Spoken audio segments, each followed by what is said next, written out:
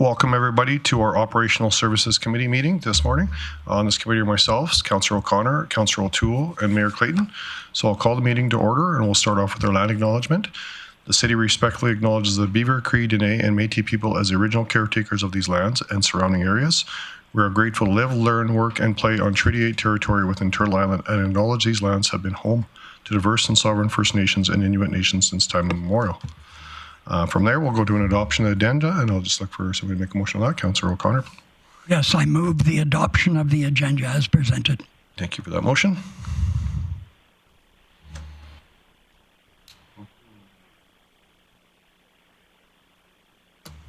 That carries. We have no obligations, so I'll go into reports, and I'll go to Chief Glavin for a service area update, please. Thanks, Chair Palat. We'll start off with engineering and transportation. Usually we don't work night shifts during the summer, but we're trying to catch up with a few of the different intersections where we have some pothole challenges that are much easier to do at night. So we formed some night shifts in order to do that. So you'll see some activity at nights, perhaps some minor traffic disruptions in the late night hours as we're trying to minimize disruption during our peak times. As well, we've recently posted RFQ for 2025 concrete grinding. This is for sidewalk trip hazards rather than replace a full panel of concrete. Sometimes it's easier and more efficient to grind the concrete to eliminate any of those hazards. As well, we've also posted the Crystal Lake tree planting project, which is a partnership with the Forest Resource Improvement Association of Alberta. Aside from that, there are numerous construction projects across the city that we've already spoken about in previous updates. In corporate facility management, we're nearing the completion of the Bennett's Energy exterior door replacement project, as well as the Eastlink Center south entrance exterior concrete slab replacement, which is scheduled for Monday, July 14th. And we've recently awarded the Center 2000 Sundial brick remediation project and are working on scheduling for that. In environment and parks, all parks operations are continuing with regular maintenance across the city. We've completed the spring planting for trees this year of 263 trees. The remainder of the trees will happen this fall. Overall this year, we have around 1,100 trees going in the ground, so there's quite a bit left to do this year that we're excited for. As well as our integrated pest management crew is focusing on weed control in medians and other hard surfaces around the city. With that, I'll take any questions. Okay, appreciate that. I look to committee. Councillor Bressie. Great, thank you. So 102 Street, first of all, really happy with how quickly and undisruptive that was done, and I'm hearing a lot of people really appreciate it. So really happy with how that work went. But getting a few calls from people in the neighborhood about debris that's on 102 Street from construction, as well as along some of the streets where equipment was staged, or if it would be possible, just get somebody to drive by and see if it justifies an extra cleaning or something like that. Yeah, thanks, Chair Palat. Absolutely, we'll get somebody on that. Excellent. But again, really happy with how that project went overall. Thank you. Just a question from me. Appreciate you letting us know that there's night crews working. So this is just a short-term thing, or is the city looking at this potentially being a flex position that would run more often throughout the year on an evening? Yeah, thanks, Chair Palat. Right now, it's temporary with existing crews, but it's something that we could consider in the future depending on need. Some things we don't need a lot of reduction in traffic to do. We can do that during normal operating hours. There's just some of the arterial intersections, in particular arterial roads, where it can be a lot more disruptive to do during the day. So we've identified that and are trying to make better progress and be a bit more efficient with both our resources and ensure better traffic flow for the city. Okay. Councillor O'Connor, do you have a question? Yes. Just curious about, you can still call in and report serious potholes through 311? Mr. Palat, yes, you can. Yeah, and so do you know what percentage of potholes have been completed to date, or is it, are we 30% done, or are we, Yeah, I don't have a percentage, but if it's reported, it's likely been done. I think the bigger thing is just getting people to report them, or Yeah, if they get reported, they get into their system pretty quickly to be done. But I know that not all of them get reported, and we do pick those up as well. But we use the reporting tool definitely as prioritization. Usually the ones that get reported are more significant. Okay. Thank you, Chief Glavin. Councillor O'Toole. Yeah, thank you very much. Earlier this weekend, I got a call from some residents in the dorms at Northwest Polytech, and they had no water. And anyhow, I got a hold of Aquaterra. There was a major burst in a pipe in the College Park area, and they worked all night, and they were done about 4:30 on Saturday, and they were Sunday, and they were cleaning up a little bit yesterday. And I just want to give kudos to Aquaterra for working all night and all day to get that done. So if you're talking to anybody there, that was a pretty good deal. I actually contacted Vaughn, and he gave me the information. So it's just nice to see that we can, the people that serve us are working and keeping us on the go. Okay. Thanks for the update on that, Councillor O'Toole. Seeing no other area updates on this, I'll just move to our next item, our Sure Charge EV charging station lease agreement, and I'll just look to Chief Glavin to introduce, please. Yeah, thanks, Chair Palat.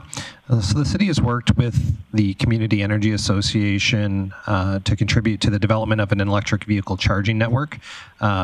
We've also worked with Center 2000 and the board to find an appropriate location for it. The city looked at a number of locations around the city, but the board seemed interested in having it at Center 2000, and as well as we've connected with a private operator, Sure Charge, to bring forward this opportunity. But with that, I'll turn it over to Mr. Phillips to give you the details. Good morning. It's been a long time in the making for this project. I think many of you may remember it's back to 2019. And so glad to see that it's finally coming to fruition. As mentioned in the report, there was a little bit of a hiccup that we thought might derail the project, which was ATCO, which was the major partner for the project. And with them stepping out of the project and the EV charging industry as a whole, we thought that it would set us back. Fortunately, Sure Charge out of Calgary, which is involved with a number of EV charging stations across the province and into Saskatchewan and British Columbia, stepped in with the facilitation of the Community Energy Association. So what we thought was going to be the end of the project actually was facilitated fairly quickly.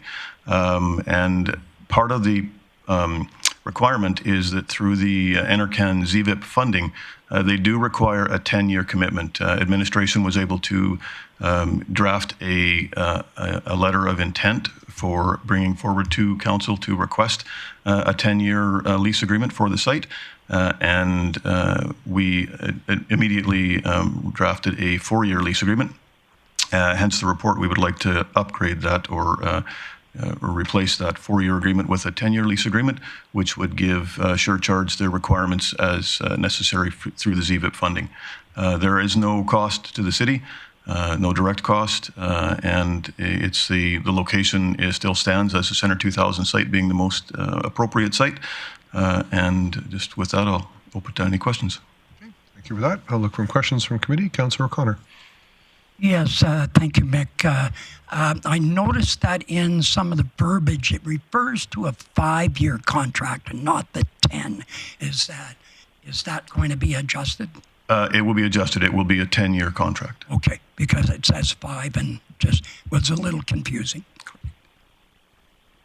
Councillor O'Toole. How many charging stations are there going to be when they put it in? Like, is there going to be 1 or 4 or something like that? Through the chair, so there will be 2 units with 4 charging heads. Thank you very much. Just a question for me on it. Can you give me kind of an idea of what the usage has been up to this point? Like, it's been there currently, it's in place now, and they're renewing this, or this is just going to be brand new when they start this? This is brand new. Brand new, okay, so brand new project project at all. And when it goes in with this company, can I charge a Tesla, a Chev, a Ford, anything through there, or is it a product-specific charging station? Yes, thank you for the question. It'll charge anything, so they'll have the adapters available on site. And the technology they're using, although I can't remember the name and I should, that technology is very current and it's part of their entire charging network. Okay, great. Happy to hear that. Just talking to some folks recently that rented a car outside of Grande Prairie, and the challenges of finding the right charging station for their particular model was quite an eye-opener for them on that world. So happy to hear this is actually pretty user-friendly moving forward. So if there are no other questions, I look for business arising. Councillor O'Toole. Yeah, thank you very much. I move the committee recommend council approve an option to lease agreement term extension from the 4 years to 10 years between the City of Grande Prairie and Surcharge Corporation. Okay, thank you for the motion. Discussion or debate? Seeing no hands go up, please vote. Councillor Plott in favor? And that carries unanimously. Thank you for the report on that one. So move into our next. Oh, Councillor O'Connor. I tried to get into queue there. Do we know how many charging stations? Is this the only charging stations in Grande Prairie, or do we know where the other ones are in the area? Through the chair, there are a number of level 2 chargers within the community. This will be the first level 3, which means that the users can charge within 20 to 30 minutes. Okay, thank you. Great. Okay, thank you for your report. Appreciate that. We'll move on to item 5.3, our urban forest strategy, and I'll look for Chief Glavin to introduce, please. Thanks, Chair Palat. The city's made a significant priority over this term to improve the forest, the urban forest in the city with substantial planting. As I alluded to earlier this year, 1,100 trees that we're putting in the ground, and we continue to build on that in the coming years. We've worked with Silvacom to develop an urban forest strategy. We did present a draft of this last year to council and now have the final version. And with that, I'm going to turn over to Mr. DeVries for an introduction of our consultant. Thank you, through Chair Palat. As mentioned, City of Grande Prairie has developed a comprehensive urban forest strategy to guide the sustainable management, preservation, and of course, the enhancement of the city's urban forest.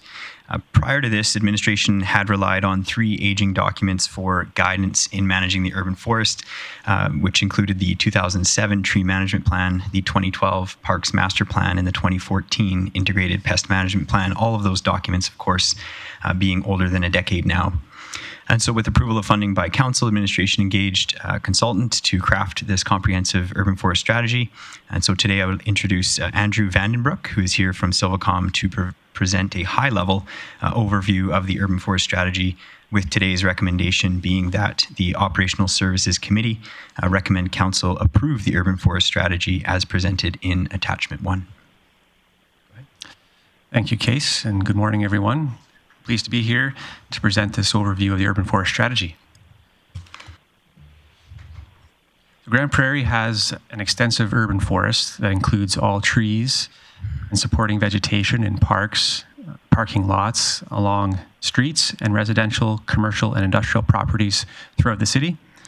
A healthy urban forest is a key contributor to a community's quality of life and provides a number of benefits in the form of ecosystem services, including but not limited to things like providing a cooling effect in the summer, warming effect in the winter, creating wildlife habitat, improving aesthetics, and contributing to the overall health and well-being benefits to the citizens of Grande Prairie.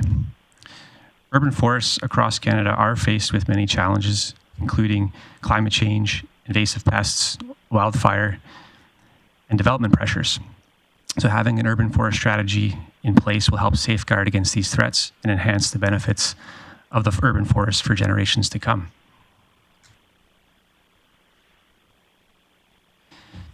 Developing this strategy involves a number of steps.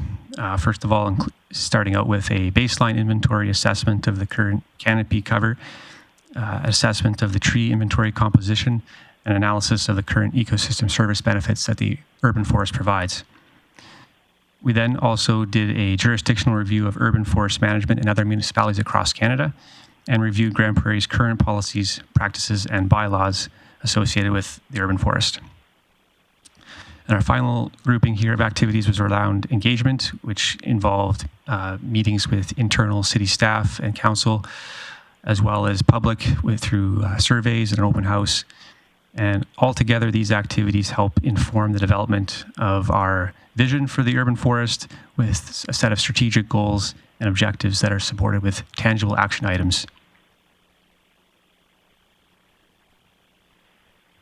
We take a look quickly here at the current state of Grande Prairie's urban forest. You can see that we currently have about 7% canopy cover across the city. The map on the right shows a LiDAR-derived canopy cover map for the city. From the current tree inventory, there are 78 different tree species listed, and 20% of the population, no more than 20% of the population is distributed amongst more than one genus, which is on target for what is considered healthy diversity objectives. And that's in line with the current design manual guidance targets and follows standard best practices in urban forestry. From a size distribution perspective, on the little infographic on the left, bottom left, we can see that the majority of the trees are in a smaller state. So this is indication of a youthful growing forest. And that distribution structure has implications for management resources, so more emphasis on things like watering, for example, to encourage those trees along. But as over time, as that distribution shifts, as the trees get older, there will be changes in approach in terms of more pruning and other maintenance activities as well.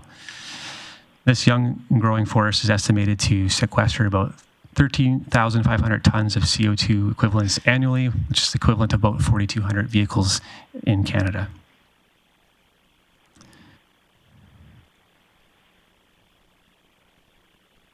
Through the engagement activities, we had a number of common themes that have emerged that we heard, and we've grouped these into different opportunities and considerations. And from an opportunities perspective, what we heard was more trees on public land. In the public survey, planting trees on public land was ranked as the highest action the city could take to improve the urban forest. Second opportunity is for more education and information provided to the public. This was both brought up by the public who have a desire for more information and education on the urban forest, but also from city staff who believe that would be beneficial as well. Third opportunity is working closely with the Indigenous community to use the urban forest as an opportunity for reconciliation. And fourth is to continue to expand collaboration among city departments through urban forest management. Some key considerations for moving forward include having appropriate resources for a proactive management approach, maintaining public safety, so continuing to remove and remediate hazard trees, and also taking consideration to visibility along streets and things, and mitigating opportunities for vandalism as well.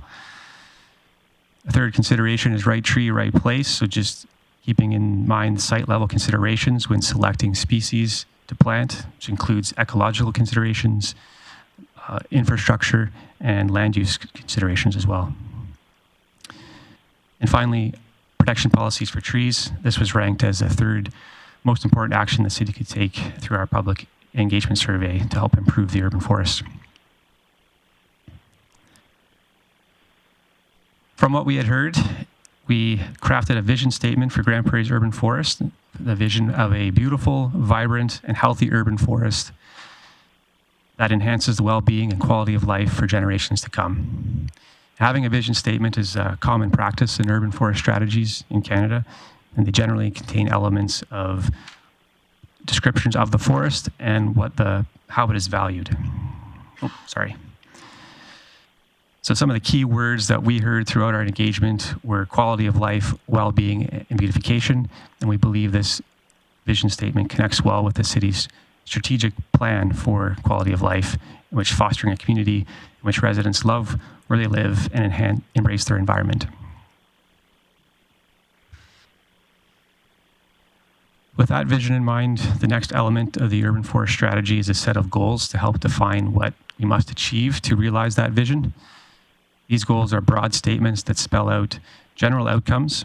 They are purpose-driven, long-term, and forward-focused. Taking what we have learned through the current state assessment and what we heard through the engagement activities, we developed 4 broad goals to help achieve the vision. The first is that it's rooted in the community. The urban forest is made up of both private and public land, and there's opportunity to leverage the desire of the community to get involved and support the urban forest management. And so that will involve engaging citizens, businesses, and the Indigenous community in the awareness, management, and celebration of the urban forest. Number 2 is that it's proactively managed. So proactively managing the forest will help mitigate against future threats, ensure public safety, and maximize the benefits of the urban forest for the community. The third goal is growing for the future, so continuing to pursue targeted tree planting programs to support beautification and having a diverse, resilient urban forest. And finally, the final goal is that this is done with an adaptive management mindset so that we can continue to learn and adapt from change and make evidence-based decisions going forward.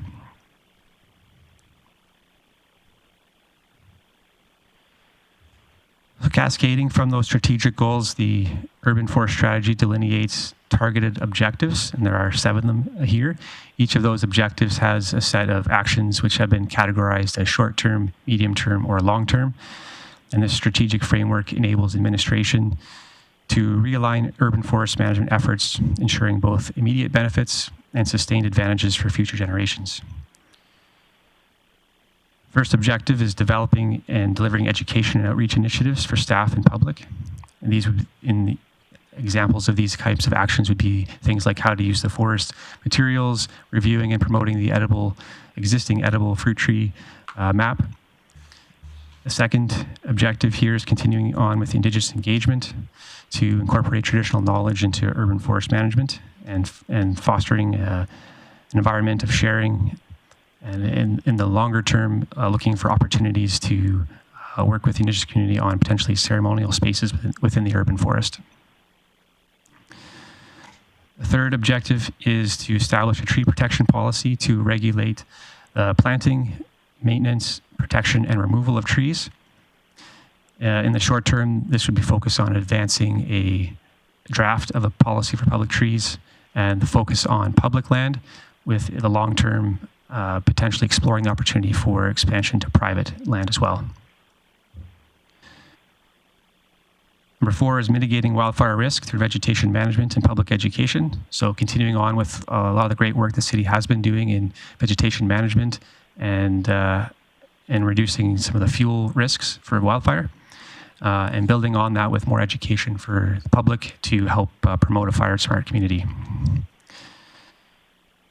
Number 5 is maintaining and conserving a diverse population of trees in a safe and healthy condition.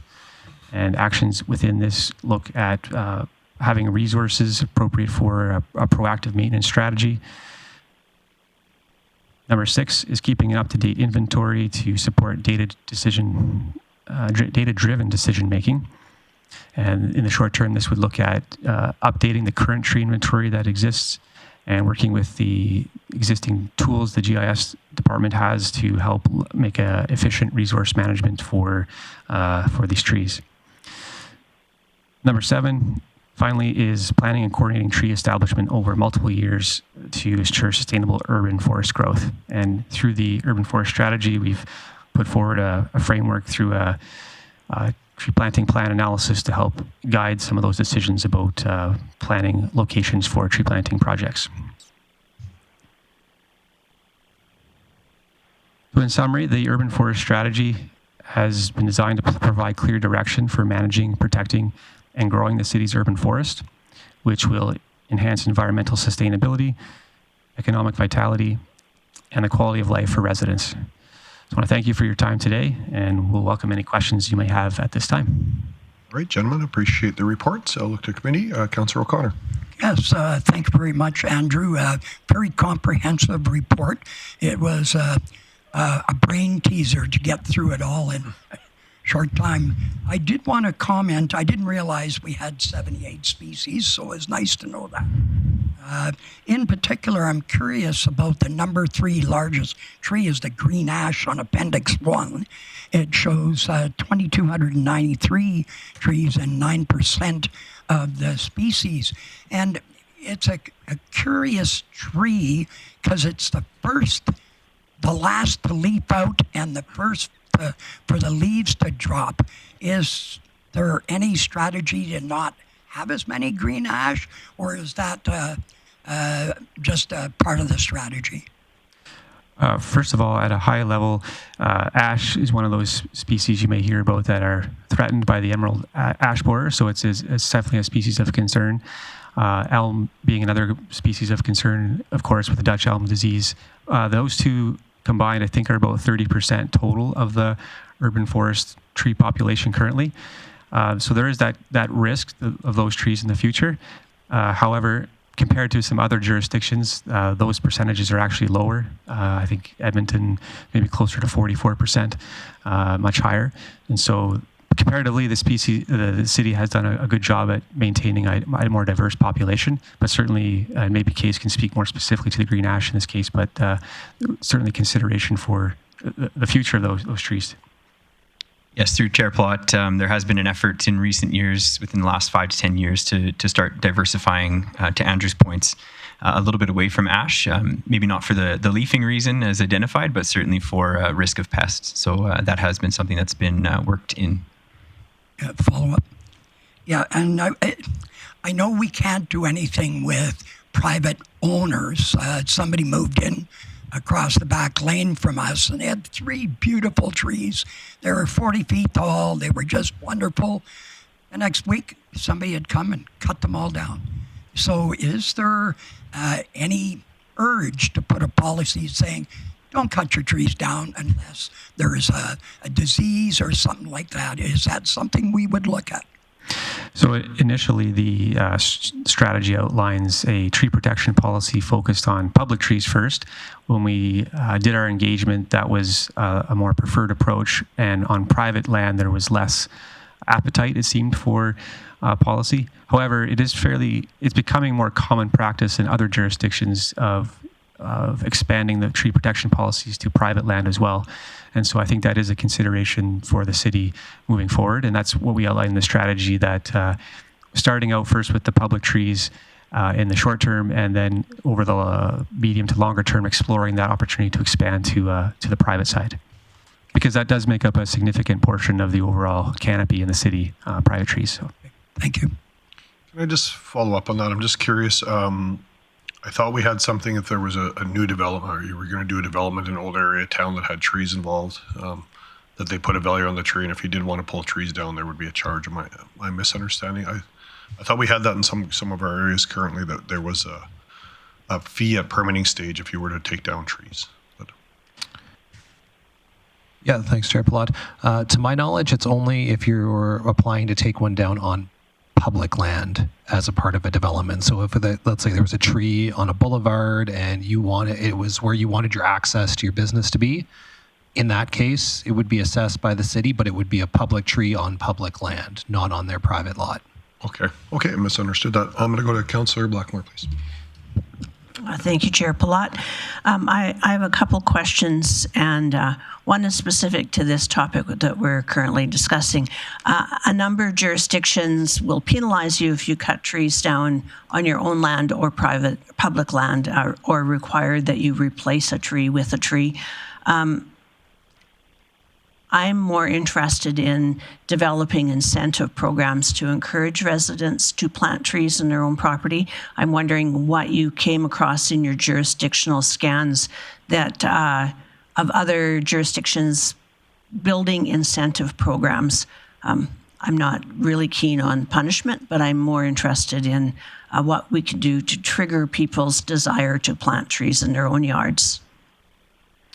Thank you.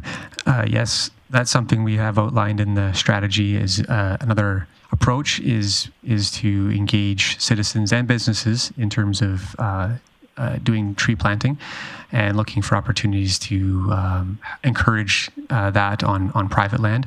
As far as other jurisdictions go, there have been various forms of incentive programs. It could be tree giveaways, it could be things like even tool rentals for maintenance of trees, and in some cases even contests, beautification contests, for example, and some other cities have held as a way to get people inspired and motivated to do those kinds of things. So those are some examples of what can be done for incentives. Did you see anywhere in your jurisdictional scan where other cities are using like a tax break or some kind of financial incentive? I don't recall specifically if that was the case. That's something I'd have to go back and look, and we could follow up with that after. Yeah. Okay. And I have one more question about herbicide use. Case and I have talked about herbicides a bit recently. I know that herbicides can be very damaging to trees, and people don't realize they're damaging the trees because they're several feet away and don't realize they're still damaging the root of the tree, which causes death in the tree. I'm wondering if we've given where we are at in developing any kind of herbicide restrictions or requiring licensed applicators, or what we're doing with herbicides that will in turn protect trees in the community, and what herbicides are better for trees. Whole series of questions there. For sure, through the chair. One of the tools that we have, obviously, within the Parks Department is our integrated pest management plan, which of course is accompanied by a city policy. For the long term, that plan has focused certainly on the public land and the public use of, the city's use of herbicides, leaving private landowners to do as they wish. However, if this is an item that is a potential issue for, say, urban forest health on the horizon, then it is something that in a policy review of that IPM plan that could be evaluated for, just like the tree protection policy, starting with the public side, but potentially moving into private land as well, and looking at different restriction options. Obviously, that would be an undertaking that we would want to investigate. I would really like to see us go down that path. I don't feel that there doesn't seem to be a lot of purpose to have a urban forest strategy to increase our urban tree canopy if we don't have the steps in place to protect that urban tree canopy. Thanks for that, Councillor Blackmore. Fair points. Councillor Berg. Yeah, thanks, Chair Palat. Again, I'm not on this committee, but just the conversation sparked something. So earlier this year, I had to cut down a tree in my backyard. It had what was called black knot. And for the last couple of years, I just trimmed off the branches, and this year it was just too much. So we took the tree down, but I do see on other private backyards that I drive by, I see that black knot. And in fact, one tree is just entirely dead. And then walking through the Crystal Lake Park system, I see some trees with the black knot as well. What are we doing for disease prevention, control, and awareness? Yeah, thank you. Through Chair Palat. In terms of black knot itself, so that's one of the focus programs for our IPM team in the winter months. It's a great time when the leaves are off to be able to see and remove those branches, prune those branches out, which is obviously important. That crew, if they do identify or see black knot within private lands, can sometimes either knock or leave a door knocker, just indicating and bringing the awareness to the landowner. In terms of prevention, it comes back to sort of species selection. So just like we talked about with the ash trees, what's important identified in this strategy is the adaptive management piece. And so if we recognize that there is a prolific disease that's within our urban forests, then obviously us continuing to plant that same species isn't great management. And so it's something that through that adaptive management, we would look to diversify potentially away from that species where possible. Okay, and then if these trees are in our park system, how do we flag that or make aware to have them removed or trimmed? Absolutely. So if residents do come across trees that show signs of disease, and certainly can report that through 311, through info@cityofgp.com, that work order will be created for the integrated pest management team to follow up and address. Wonderful. Thank you. Before I go to Councillor Connor, I'm just going to a couple questions myself. Just curious, in the report, it talks about 7% coverage. Just looking at some of the new areas are 1%, some of the older areas are 15, 18% as areas mature. Is that kind of the hope, is that the newer areas of town are slowly just going to see that canopy growth happen through folks just planting trees? Or what's the realistic goal in some of these newer areas where we're not seeing a lot of the percentage of 1% versus the 18% in the newer area or the older areas of town? Thank you. Certainly, initially, newer areas, when the trees are small, our canopy is obviously quite a bit smaller, so it takes some time before those trees will start to see an effect on canopy coverage numbers overall. So the analysis provides just an indicator of certainly current status of some of the canopy cover by neighborhood. We have to keep in mind, the newness of those neighborhoods in terms of selecting new areas for tree planting programs, of that there may be still an abundant amount of trees that are growing. It's just going to take a bit of time for that canopy cover to be realized there. So if we model out over time, if nothing changes, we're probably heading on this path. We're going to have 8 or 10 or 15% coverage over time, just with what we already have, or I'm just curious where that goes without us doing it. Is it stagnated at 7% tree in, tree out, or or through just the trees naturally growing in these areas, are we going to see that number escalate over time? And not that I'm trying to compare to other cities, but it was kind of an eye-opener seeing some cities in our province that I've drove through that I quite find aesthetically are almost double the percentage of tree coverage of ours.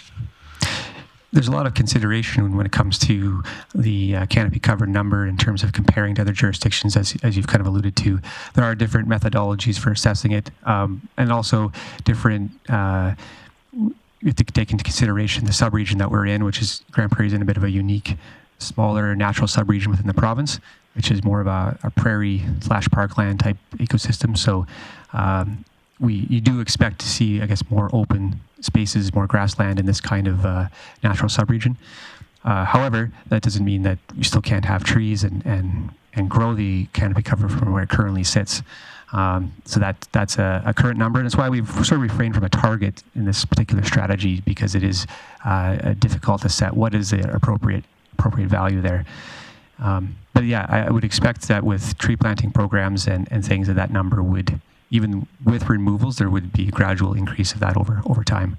Okay, and great report. Just one thing I was curious about within the report, I didn't really see anything specific about planting programs in the future, and more specifically on some of the city-owned lands, our Eastlink Center, our South Bear Diamonds, our Rotary Fields, like these amenities that are outdoor public use spaces.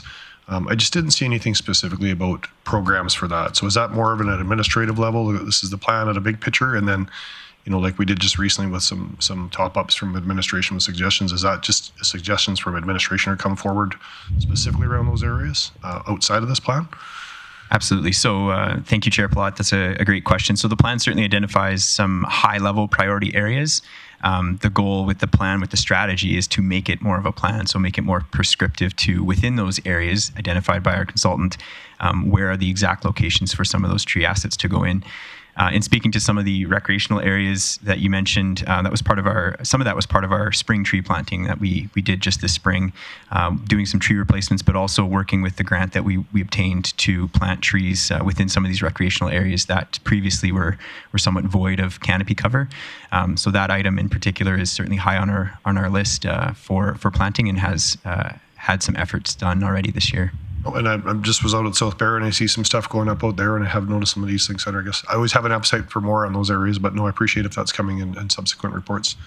Councillor O'Connor. Yes, thank you very much, Chair Palat. I'm coming back. I'm glad Councillor Berg brought up the black knot, and it usually attacks May trees. And I had in my backyard a beautiful tree. It was wonderful, and all of a sudden I'd look in the tree and some branches were dying, and you could see the black knot. So I trimmed them all off, and I had to eventually take it out and remove the stump itself, because it kept suckering, and it sends up roots all over the place. So how do we, I don't want to report, I told my neighbor that he has one that it's totally dead, full of black knot, and any new tree that we've had in the yard is developing black knot, so we've had to cut them all down, because birds transfer it when they land on the tree, and that's how it transfers. How do you control that when it's, predominant, at least in our area? Yeah, thank you. Through the chair. Early control is best, obviously, with any type of disease.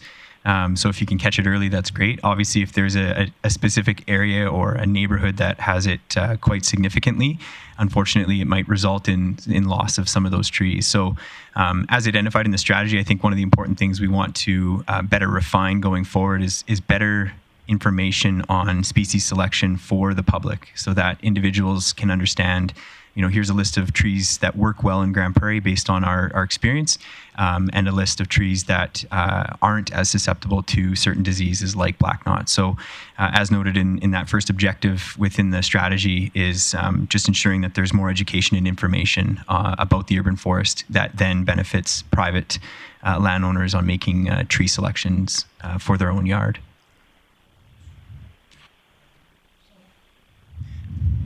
How do you implement a program? Is the black knot just specific to May trees, or is it other trees as well? Through our chair, so my understanding is May trees, like sherbet cherry trees as well. So there's a few different species that it would impact. So again, coming back to how do we build an urban forest that's resilient, ensuring that we're planting a variety of different species, and that in those locations where we've had significant disease of a particular type, to try and move away from those species. Okay. I think I'll have business if you need it, or any I'm not seeing any more questions. I think it's been a pretty good conversation, so I'd look for business arising. Yeah. Okay. I'll move that committee recommend council approve the urban forest strategy as presented in attachment 1. Okay. Thank you for the motion. Not seeing any hands go up for discussion or debate. Please vote. And another piece of business. We'll have to wrap this one up first, please. Councillor Plott in favor.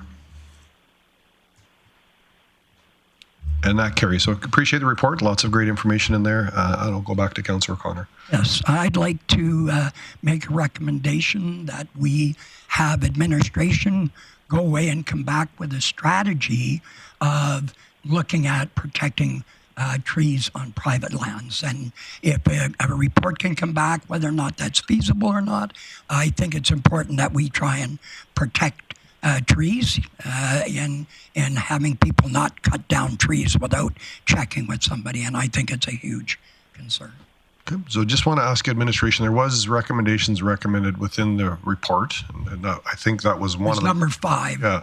So what's the plan, I guess, on rolling those out? Is that something that council's going to have touch points on, or do we need to be specifically actioning like Councillor O'Connor here today with one of them specifically? Yeah, through the chair, the main goal today is obviously to move to Monday to get council's approval, which would then give us the green light to action those things already identified. Okay, so it sounds like they're probably actioning those items within the report. Are you comfortable with that? Well, it says in action 5 was that in the future they will look at going to protecting trees on private land. So So I'm just wondering if we shouldn't be having at least a discussion at Council Committee of the Whole or something, so everybody can weigh in on this topic. And if there's complications in doing that, that's fine, but at least I think the discussion is important. Yeah, so I'll just go to Chief Clavin just to see what process looks like as we're hopefully accepting this report on Monday with council. I would assume that's going to have administration coming back and saying here's the steps and how we're going to action them. But I just to Councillor's motion, I just want to, is that the intent, or do we need these motions individually to move this forward, or will administration just be bringing those recommendations forward over time? Yeah, thanks, Chair Plott. After the adoption of the strategy, we'll start advancing the different items. Although, as it was pointed out, the private property component of this wasn't something that was in the short term in the strategy. If that's something that council wanted to advance faster, that would be good direction for us to look at. I would suggest there's probably a good amount of public consultation that we'd want to do with that, so it wouldn't be a quickly moving policy. I wouldn't expect to see it back in the next few months. Okay, thank you. I just, maybe Councillor O'Connor, just check in your e-scribe and make sure that motion matches your intent, and I'll just go to Councillor O'Toole while you're looking that up, please. Yep, that's fine. Okay. A number of years ago on 102nd Street, there was a whole bunch of trees that were taken out because they had a disease. In our neighborhood in Avondale, there was a bunch of trees that created fuzz in the Russian poplar. Yeah, and they were encouraged to take those off because of, or cut those trees down. And a bunch of our neighbors decided they wanted to leave the 45, 50-foot trees there. and a windstorm come down and knocked them all down one storm. And some of those trees knocked down the fences on 3 different properties. That's how tall they were. Was there a system in place that if a tree that you had that fuzz could be replaced by the city, or was it only on city property? Through Chair Plot, yeah, I don't believe that there was any program like that. Yeah. It cost like about $1,500 to knock those trees down. Wind was cheap. That's it. Thank you very much. Okay. Councillor Bressy, please. Great, thank you. A little bit hesitant to butt in since I'm not on this committee, but it's definitely within committee's authority to ask for administration to report. That being said, I am conscious of how much we've put on administration's plate and how much we need to get done before this term is done. And I'd hate to see a lot of time go into a report if council as a whole doesn't have an appetite for it. So I just wonder if committee might consider recommending council ask for this report, or Councillor O'Connor bring it to the next council meeting. Just if a majority of us aren't interested in even having that conversation, then I'd hate to see administration do a bunch of work on a report. Personally, I'd support it if it came to council, but I don't know if a majority of our colleagues would support it. Okay. Well, I guess I appreciate the comments, Councillor Bressy. I guess we are at committee business, so I'd ask Councillor O'Connor, do you want to leave it committee direct administration, bring back a report, and it comes back to committee? Or do you want to have it going to CCW? It's. I was hoping that it could come back and at least discuss it among all our colleagues. So if you want to bring it back to council committee of the whole, at least everybody can weigh in and not. Yeah. Councillor Bressy? Yeah, or the other approach you could take is just if this strategy comes to council on Monday, you could just make a similar motion at council on Monday and then see if a majority of us are interested in it. Okay, thank you. Thanks for that, Councillor Bressy. That's kind of where my head was going, I guess, was let's get the report approved by council and then have discussion on Monday about it. But if that's something you want to have, it's your motion, Councillor O'Connor. So if you want it to go forward today, it's your motion. If you want to put it... I could add an amendment to the motion that would say it had to be discussed at City Council, rather than have them go and do a report, just recommend to come to council and then let council decide. Okay, so committee recommend council direct administration to bring back reports. So that would go to, if it was passed today, it would still go to council for approval. And then the report would come there. Is that okay with your intentions? Okay. I think that's great. It is hard sometimes on these committees because we do want to weigh in and don't want to waste administration's time, but do want to protect the sanctity of our committee work. So if there's no other discussion or debate on that motion, we could vote on that one, please.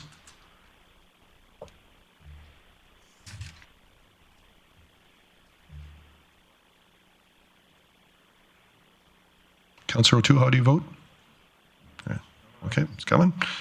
And that carries. Thank you for that, guys. Great reports and lots of great conversation out of it. Hopefully there's some feedback for takeaways for you guys as well, but appreciate that. We have no correspondence, other business, or bylaw and policy review, so we'll go back to Chief Glavin for our outstanding item list, please. Thanks, Chair Palat. Just one update to the oil list. We can remove item 1370. This was presented at Council Committee of the Whole on June 23rd. Okay, thank you for that. Councillor O'Toole. We're ready. I'll do the motion. I move the committee receive the July 8th outstanding items list as amended for information. Okay, thank you for that motion. Please vote. Councillor Plott in favor.